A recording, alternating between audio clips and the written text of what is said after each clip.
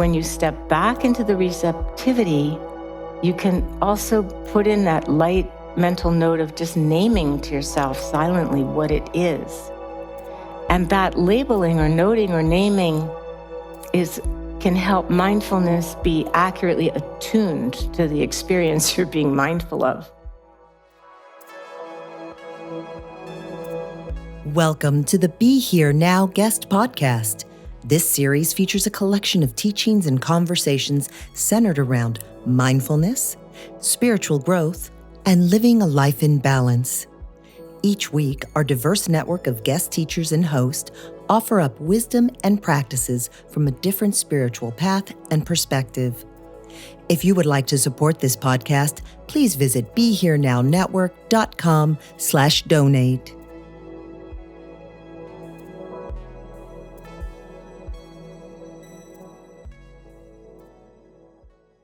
So good evening, everybody.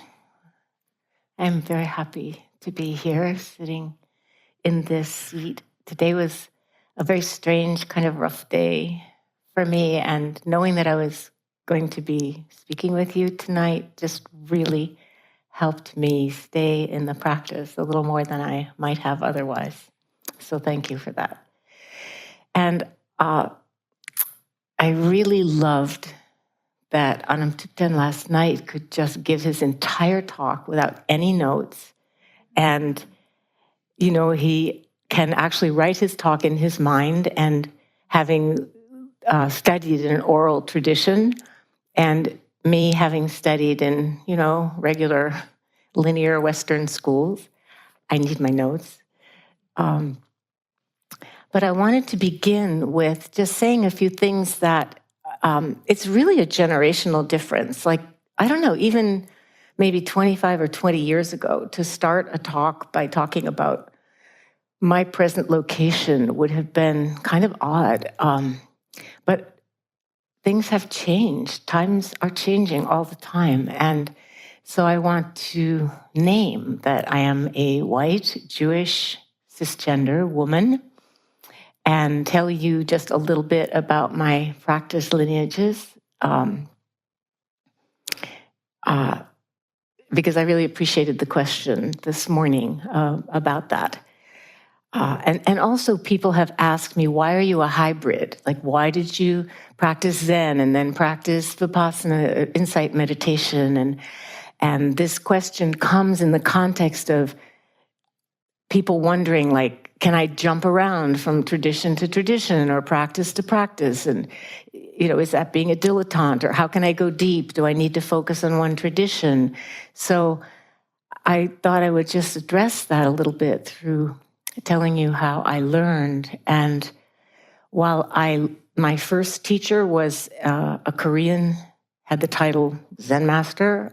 He was head at that time of the Chogye order of monastics in South Korea. He actually came from North Korea, but during the war fled to South Korea. And I really loved him. His name was Venerable Songsan Daesan Sanim, and studied with him. I met him in 1973, and really studied with him just very diligently at the beginning of my practice. However, I also sat Vipassana retreats. In those days, the shortest retreat you could attend was 2 weeks, and the preference was 3 months. But I was a single mom, and I was working, and I was the sole breadwinner in our family. So I'll be really honest with you. It was not some deep spiritual choice. When I had time off work and childcare, I would look for a retreat, because that's what I wanted to do with my spare time. If there was a Zen retreat, I sat Zen.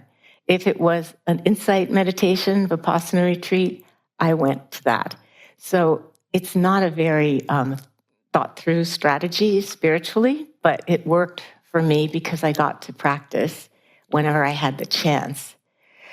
So I actually practiced Zen for decades, and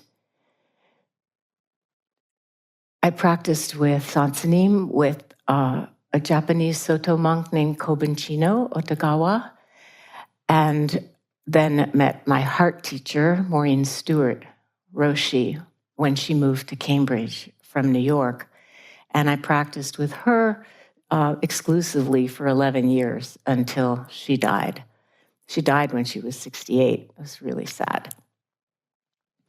And I also practiced with Joshu Suzaki Roshi somewhat, maybe 8 sessions, because he was my former husband, whom I call affectionately my husband.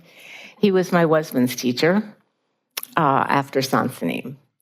But my long retreats I did in the context of the Theravada, the early Buddhist teachings, we say Vipassana. And by long retreats, I mean 2 months or 3 months at a time. And when I finished paying for college, I made a 10-year practice vow, like I will sit 2 months out of every year. And it took me 11 years to complete the vow. I can't remember, 1 year I just didn't get to do that. I can't remember why. And then there was also a time after my divorce from my husband that I went and did some Vajrayana practice with some Western teachers, and then went to a month-long Dzogchen retreat in the eastern mountain jungle in Bhutan, camping out in the mountains. And I really felt the beauty of Himalayan Buddhism being in those huge mountains. And my campsite was on this promontory, just overlooking vast space. And it gives you a whole other feeling for what the sky-gazing practice can be. So that it was a great joy, actually. I felt like I'm going to the modern-day Nalanda University where all the traditions meet. And it was a great joy to discover that through these very different cultural forms, you could find the essential teachings of the Buddha. And it just, I don't know why, it made me so happy. So that is sort of my history of lineages for those of you who want to know. And I'm deeply grateful. I mean, most of my Zen practice and the deepest of the Vajrayana practice that I did, which was just a little bit, it all came from Asian teachers. So I am just deeply grateful to all of my teachers, Asian and Western. So last night, Anam Thupten told the story of, well, neither of us know how to pronounce it exactly correctly, Wonhyo.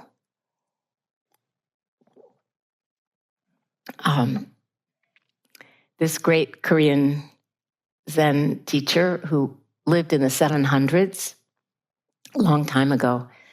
And he told about how he was, I have a slightly different version of it, which leads to a story of today, which I'll tell you later.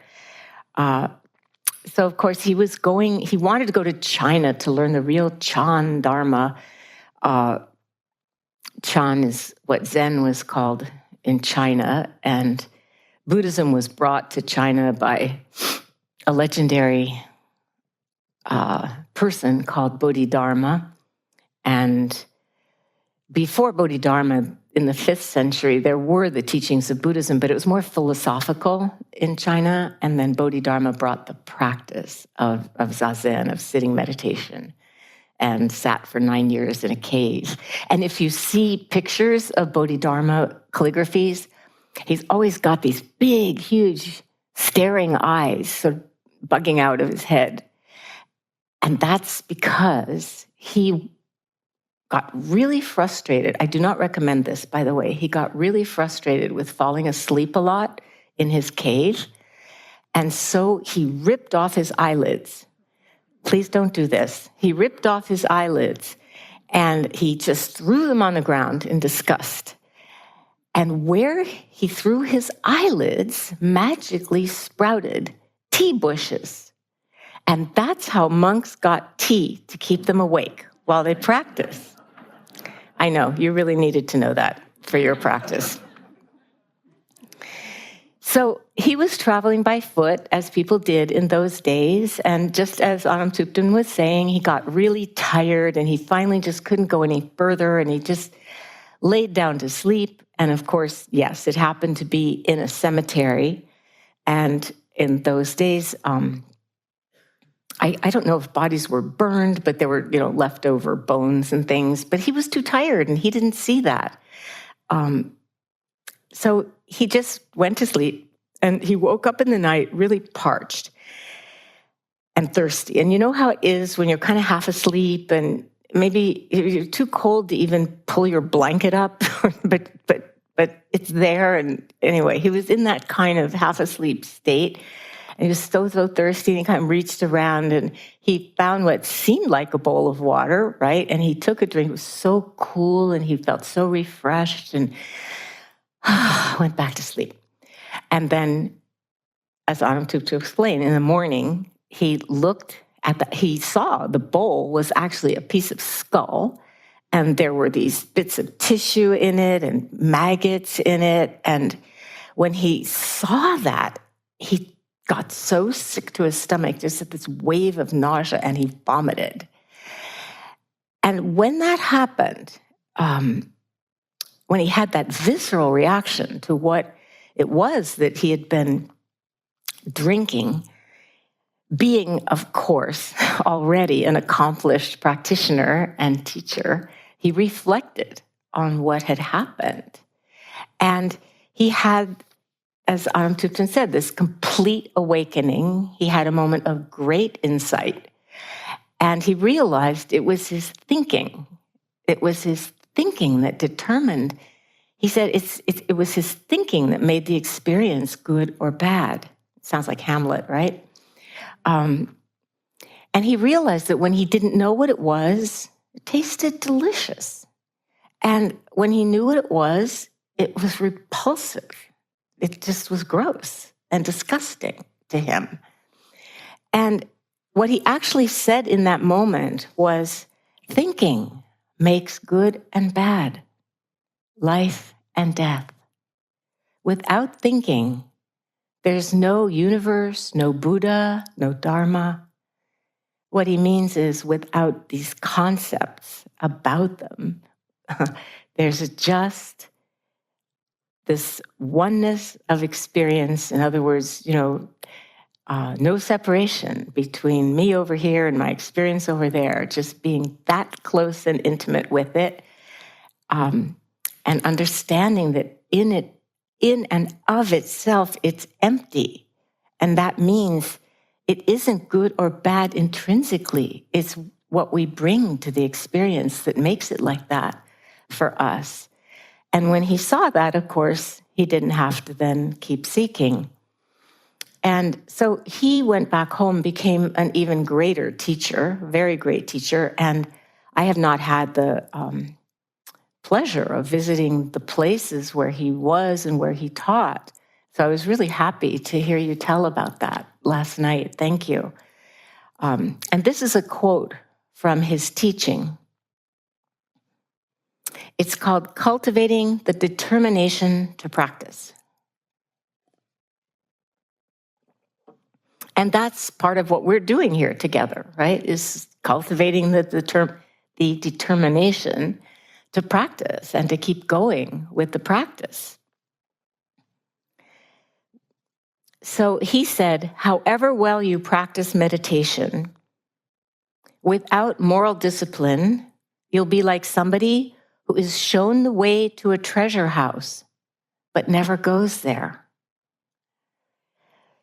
And he's saying that without ethics, without sila, without that foundation of our practice of goodness or virtue, that we're going to be like somebody who's shown the treasure and doesn't bother to go get it. Or, somebody, he says, however well you may endure austerities, like however long you sit into the night, however long you sit through all the pain in your legs, however long you do that, without wisdom, you'll be like a person who goes who intends to go east and heads west. In other words, if you don't have the ethical underpinnings of the practice, then we're like somebody who wants to go to the beach but heads for the hills instead. And so this is why we remind ourselves how deeply intertwined our lives are, and why we take those mindfulness trainings as a kind of like a container, just something that holds our community and guides us so that we can live harmoniously here. So I want my talk to also be sensible, practical, and applicable. Thank you. And so I want to talk about how to work with what arises when you're sitting in retreat. And I want to do that by talking about the backward step. This is a teaching from a 13th century Zen master named Dōgen, Zenji. And you've been practicing it each time that, when I've, in the guided meditation, when I've suggested that you just shift your body back a little bit. And if you've done that, maybe you can sense, I can often sense a subtle feeling of relaxation, just a little relaxation when I do that, because maybe unconsciously I wasn't aware that I was like tipping forward and anticipating the next experience. And so then that shift back into just receiving the moment, there's something deeply relaxing about it. And I've taught it physically because that's part of how I practice, my own practice. He didn't talk about doing it physically with your body, but what he said,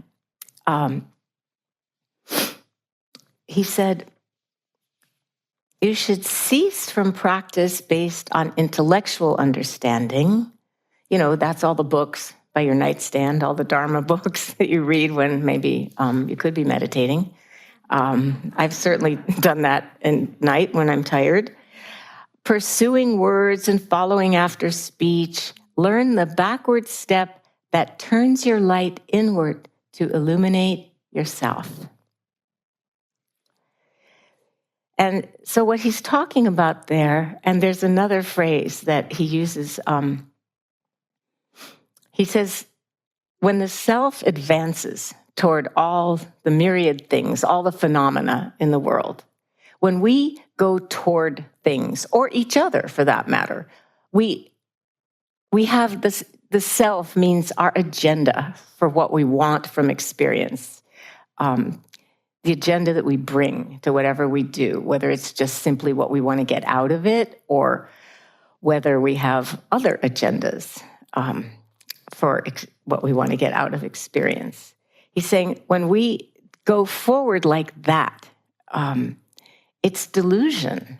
It's not just pure experience. We're going forward with these sort of deluded ideas of what we're going to be able to do for ourselves with the experience. And then he says, but when the myriad things come forward and they illuminate you, they come forward and you receive them. I mean, I'm paraphrasing, obviously. When they come forward and you let them in, that's awakening. Then whatever the ingredients are of this moment are the ingredients of waking up when we receive them in awareness like that. He's really talking about stepping back into awareness.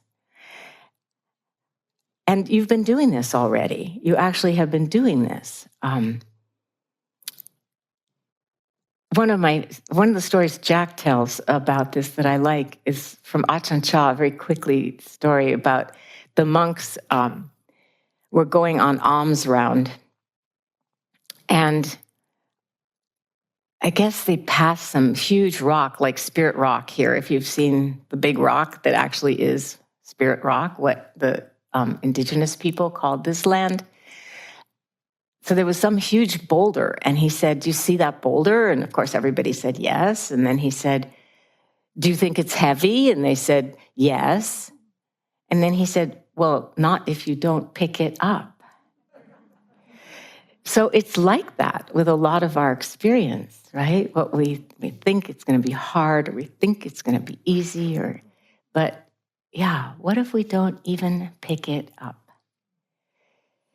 So you imagine you're in some train of thought, maybe a reverie, maybe you're walking, and you realize you've been lost in thought. Just suddenly a moment of mindfulness strikes and you realize, oh, I've been lost in thought. And then looking around, you notice, oh, I've been walking without noticing a thing around me. I haven't noticed the clouds, the beautiful colors of clouds that we had today. Coming from up north, I haven't noticed the stillness in the air. One definition of nirvana is no wind. It's been very still. Haven't noticed my thoughts as they arose and passed away. I have not been present, right? You notice that. And then in your newly awakened state, when you're mindful about this, you realize, okay, the thoughts, they're still present. They're still going on. They're still appearing and disappearing, arising and passing away, floating through. But now you're aware. You're aware of them. You're aware of your feelings and emotions. And, we call it the mind stream. You're aware of that flow of thoughts and feelings. It's just always flowing along. Except now you step back and it's like sitting on the banks of the stream and observing it all flow by. And you're still walking, you're still doing the practice that you were doing, but you have actually taken the backward step. It's really that simple. Except it's not simple to remember to do it when we're lost in thought. And Dōgen is not suggesting that we try to remain forever in a state of just pure receptive being. That was a meditation instruction. He's just urging us to live whatever is happening fully, to just immerse and absorb ourselves in it. And to, when we step back into that awareness, it's like just an overall willingness to let life in, to receive the moment. And it's amazing, it's not just, you might feel, oh, this is kind of spacey to just step back into awareness, but you're also able to be aware in a very granular way of, the arising and passing of a breath. We study the birth and death of experience in our meditation, how things appear and disappear, the sensations, the play of sensation.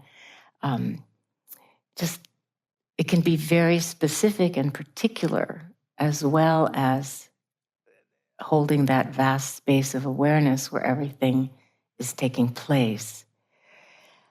And it reminds me, this has to do with the effort, the question that you asked this morning about wise effort. When do you push through your resistance and when do you respect it? And trying to find that balance between too tight and too loose and too hard and too relaxed. If there's any such thing, I guess there is. And it reminded me of when Jack and I first started falling in love or dating, whatever you call it at this age. He said we were dating. He told our team, we were teaching the month-long, I'm dating Trudy. I said later, Jack, I haven't seen any dinners or walks on the beach or movies or, if you're dating me, you actually have to take me on dates. Well, he is such a quick study that on our next day off, we would get one day off when we were teaching the long, long retreat. He took me to Sonoma to dinner and a movie. So that was great. But he had fears because he was just emerging from a long 30-year marriage. I had already been divorced for 10 years. So I was, kind of raring to go. I thought he was just so great. And we'd been teaching together for years. And I had known him since we were in our 20s. So I felt safe. I had had more than one husband. And I felt like oh, I know this man already. He's going to be so wonderful and never betray me. And meanwhile, he was getting more and more nervous as I would voice my joy and subtle expectations of how marvelous this was all going to be. And, he just said, I don't think I can make this commitment. And I was really clear. I didn't know if I wanted to get married again. I'm not going to go into that, more than once. And so I just said, what I want, the commitment that I want from you is that you be present with me when you're with me. That's really all I want.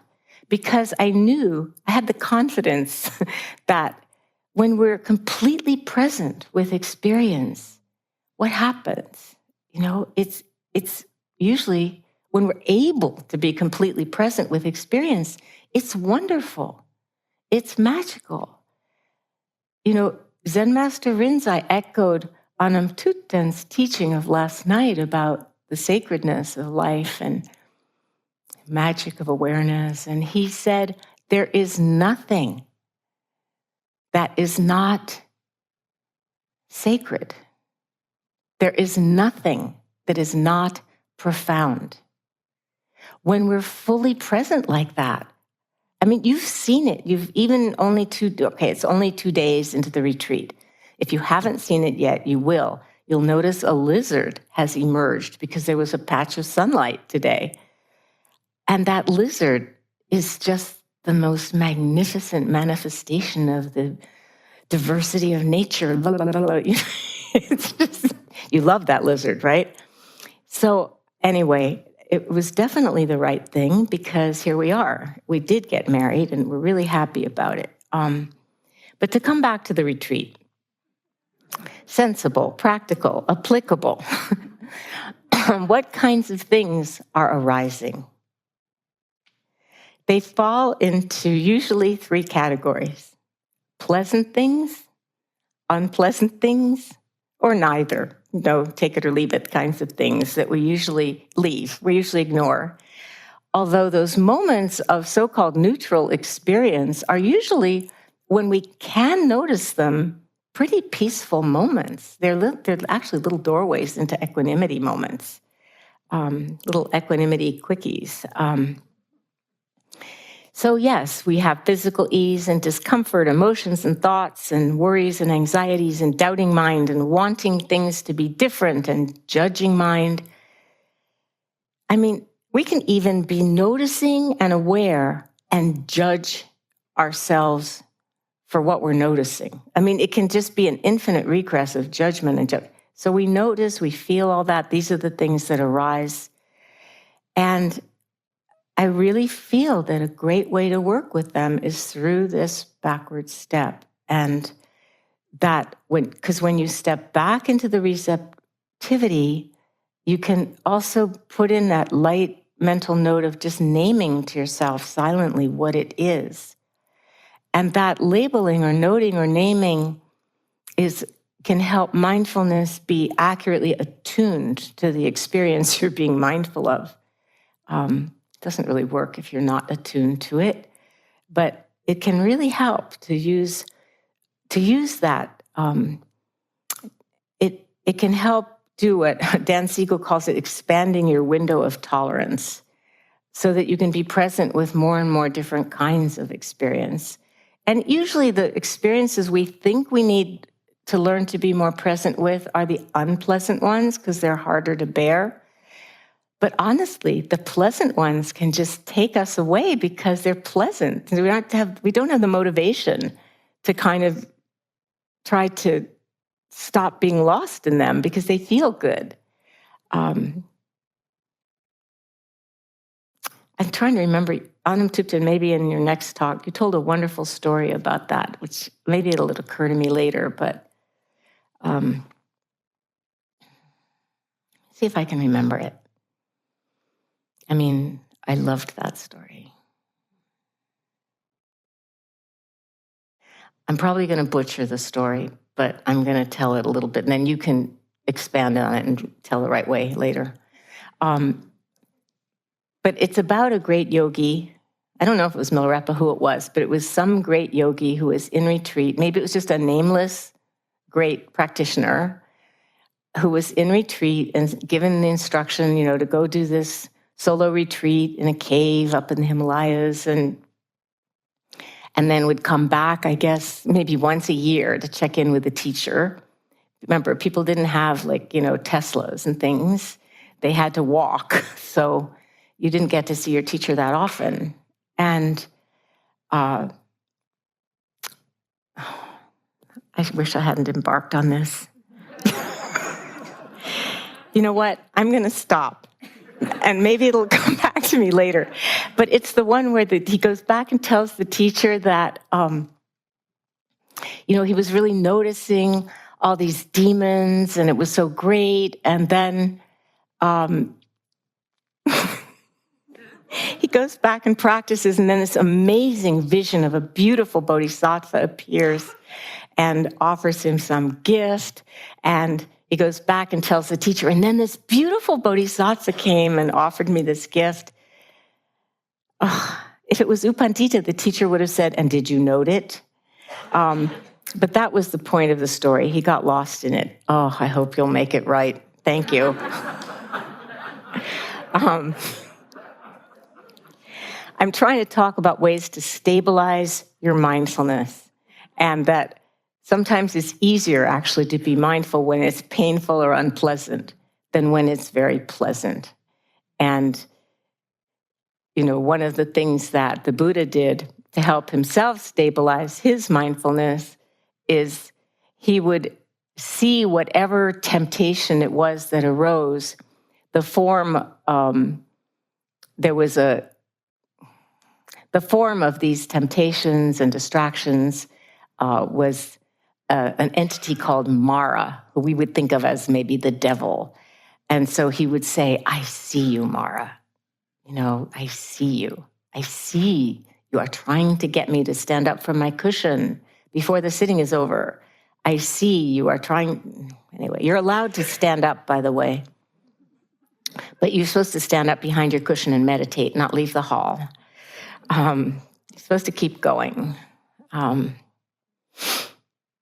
And another way to step back from experience is simply to notice and make that note of whether something is pleasant or unpleasant or just neutral.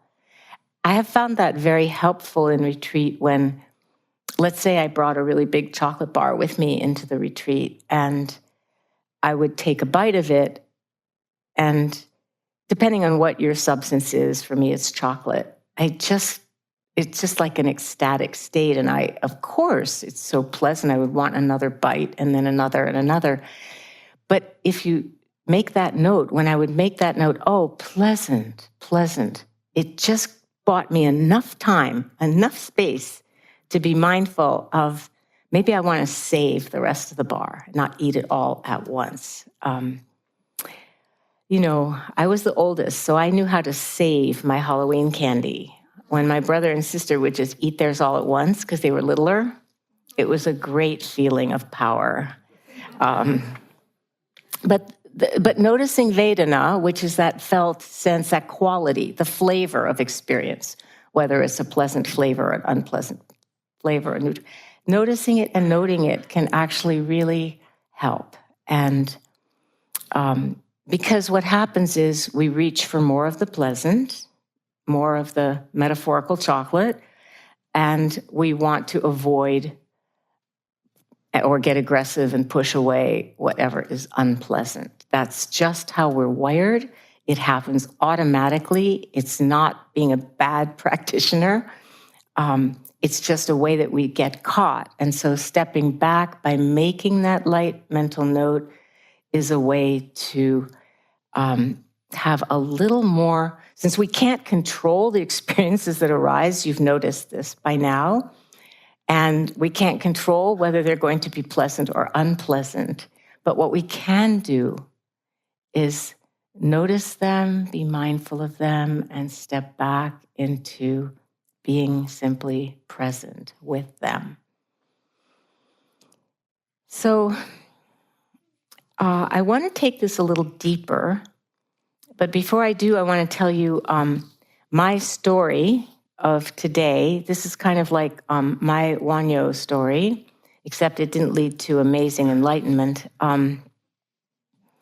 But it's a simple story, even though it's not like a huge enlightenment story. So when I arrived here at the beginning, when we all arrived for this retreat, I hadn't been here for years, and I was so happy to be here. And I got into my room, and I flopped down on the bed, and Jack had brought me, and I said, oh, I wish this was the 1-month retreat. I just was so happy. Already I was greedy for more, and we hadn't even begun. So that was that feeling, right? And then last night I had a very restless, not good sleep.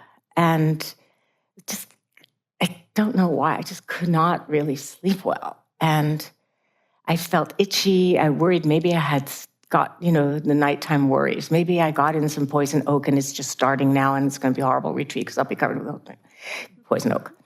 But I went, it's dozing on and off. And then I woke up really early and I had this thought, oh, good, I can go to the early morning sit.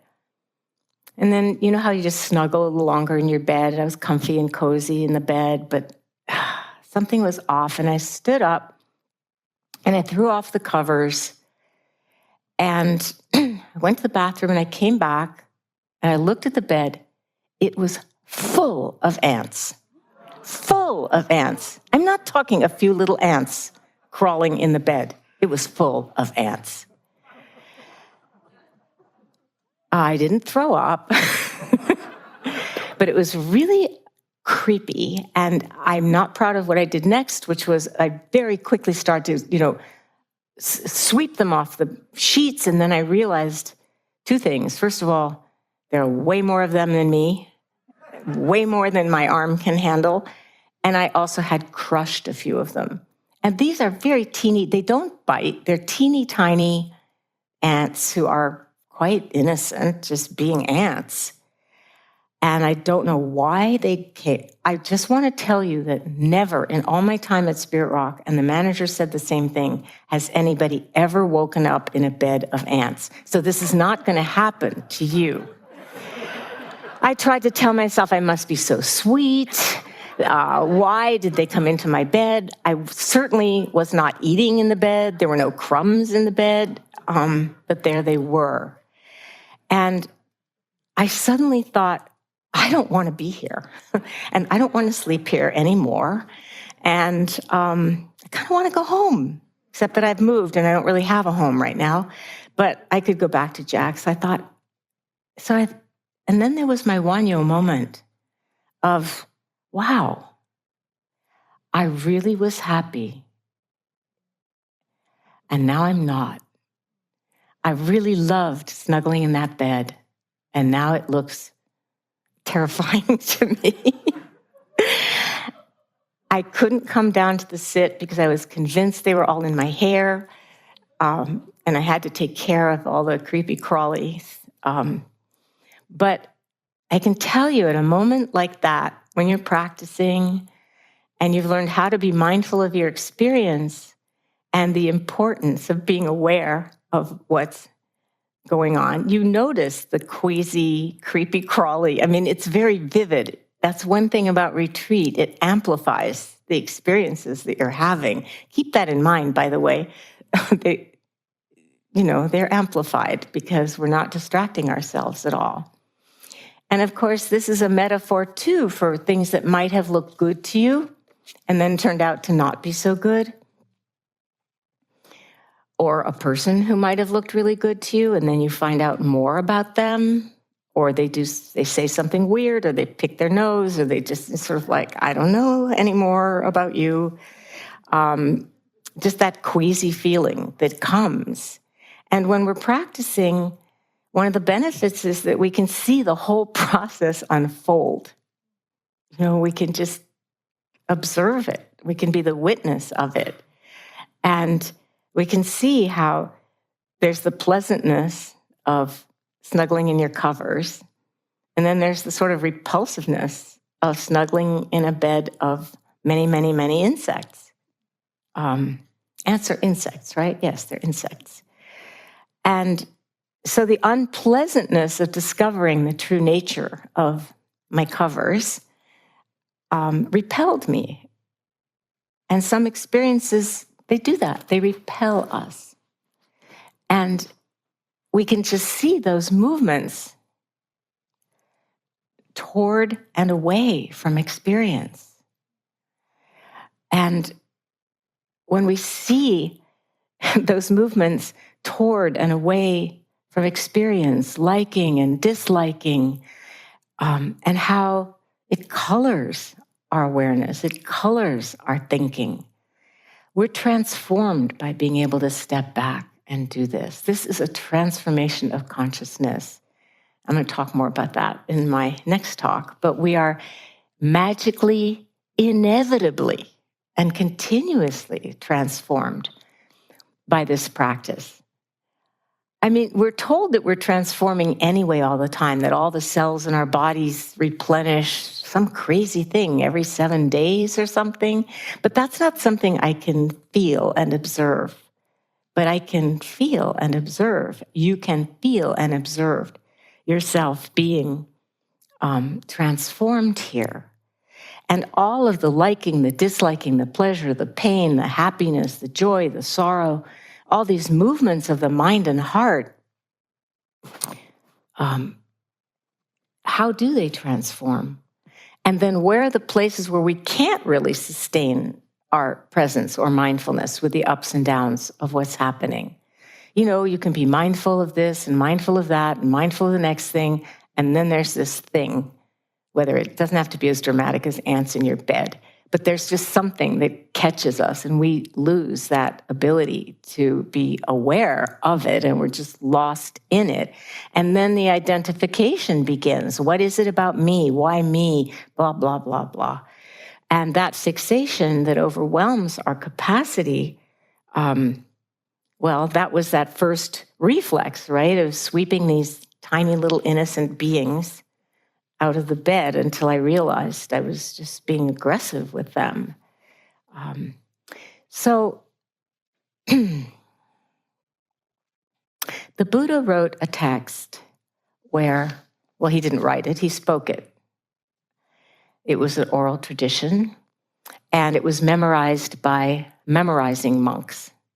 The Buddha had groups of memorizing monks because he saw what happened in the Jain tradition, where their great teacher, Mahavira, who was like their Buddha, when he died, people started fighting over what he had taught. He said this, no, he said that, no, he said it this way.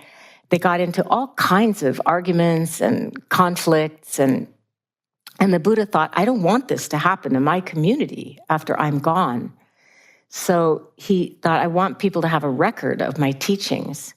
So in those days, it was orally done. So he had these memorizing monks who would remember the teachings. And then the idea was that everybody would get together and compare their notes. And more or less, that is how the Pali Canon got created. And Pali was sort of like the street Sanskrit that people spoke. Sanskrit was the scholarly language. And the Buddha was really clear that he did not want his monastics, the members of his community, teaching in any language that everybody couldn't understand. I really love that part. He wanted people to teach in the vernacular and adapt to who was listening. And in this text, he said, this is what I learned, and this is what benefited me from my practice.